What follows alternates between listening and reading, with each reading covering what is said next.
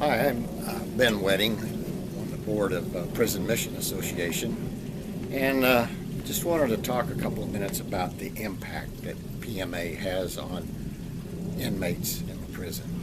It's really insightful. For example, we were just down to Shelton here in Washington State to the correctional facility last Sunday. We took 9 volunteers in and had 3 groups of prisoners come in for a total of about 70 individuals that we got to minister to and introduce to our mission of providing the corresponding Bible studies to them.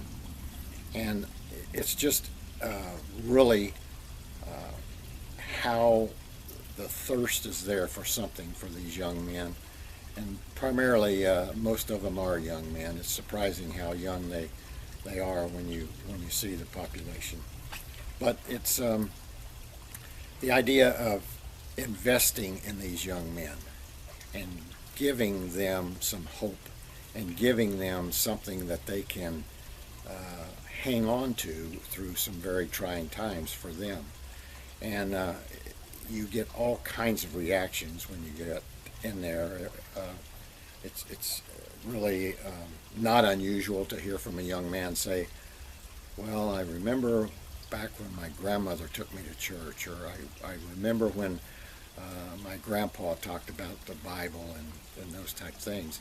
And they can draw upon that, and that gives them then something to anchor themselves to when we provide them the Word of God, and they can study that and see that. So it is an investment that we are making in these young men, and I think it's a worthwhile investment because we have to give them something that will help them through the rest of their lives. And we all know that Christ can do that, and once they've had that change of heart, once they've asked Christ into their life, then that is when the change really begins. And so we're providing that opportunity for that change. And for us to do that, we have to reach out to each of the different prisons, each of the different states. And right now we're mailing out Bible studies to all prisons in all 50 states within the United States. And so we continue to do that. And our director now, Dwight, has been with us since February, and he's challenged us to double the number of inmates we reach throughout this year. And so we're working very hard to do that and opening up a lot of different lines of communication, different people in order to do that. So we really need your prayers for the mission as we go about giving the Christ to them in His Word, as we go about mailing out the lessons. And volunteers, we're strong volunteer support. We have great, excellent volunteers, and we just pray that we continue to do that. And then we need the financial support too, of course, to keep the operation going. And with postage rates and everything, it's incumbent upon us to be good stewards of the finances and see that we reach as many people as we can for Christ with the lessons. And we're constantly working to do that. The good news is, when we were in Shelton, after being down there and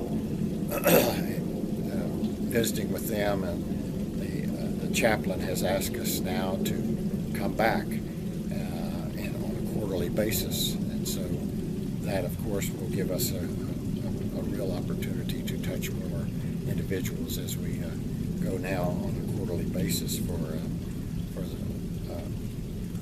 able to sit down with groups and talk to them, lead them, and we usually lead them in the introductory study, which takes them through Christ, who was Christ, what Christ did while He was here with us, and then the salvation message of the grace of God. And so that's a good one to start with. And then from there, we'll leave that with them. They can mail that in to us, and we'll then continue on. We have 36 different studies that they can go through, and we just really work very hard to keep those current and keep things so that we can keep supplying them for them.